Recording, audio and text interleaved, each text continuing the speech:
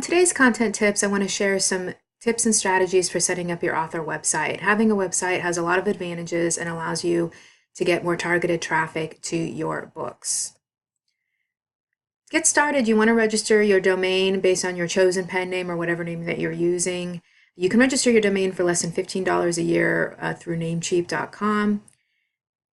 I personally think it's good to have your domain be on your pen name or whatever name it is that you're writing. Although you can do it based on some other things as well if you'd like. I don't recommend having a domain name just based on a specific book title, though. That is a little too limiting, I think. Now you can build your website or have your website done in a variety of ways. A lot of people like to use WordPress just because it's flexible and you can add in different plugins, and the back end makes it easy for non-technical people to use. So you can select a WordPress theme. ThemeForest has a lot of author themes, for example. And this site also recommends some great author website templates too. Now, sometimes these specialized themes, you will have to pay a fee, and you'll just have to weigh the pros and cons of that. If there's one that you really like, you might be saving yourself a lot of time and it might be worth that. Then you want to set up your bio page. People want to know a little bit about you or the author. You can do things like write it in third person. That's usually how bios are written. Provide your credentials, connect with readers. What I suggest you do is you look at bios and bio pages of authors that are in your niche or your genre, and that can give you some ideas.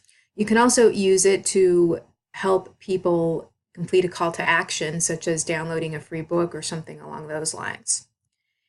And you should have something on your blog where people can sign up to receive emails from you, but I would offer them an incentive like a free download, a checklist, report, a chapter, something like that. Most people aren't going to sign up if you just say subscribe to updates. There's a lot of WordPress plugins you can use where you can have it in the sidebar, or you can have something that's a pop-up. So you can test and see which ones work for you, but you should have something on your blog where people can get on your email list. You want to add your book. You can have one page that features all your books or individual pages for each book that has a synopsis, maybe a video or a book trailer, and links to all the retailers it's available at. Again, if you're doing a specialized theme, a WordPress theme, it's going to be easy to do this because it'll be all set up for you.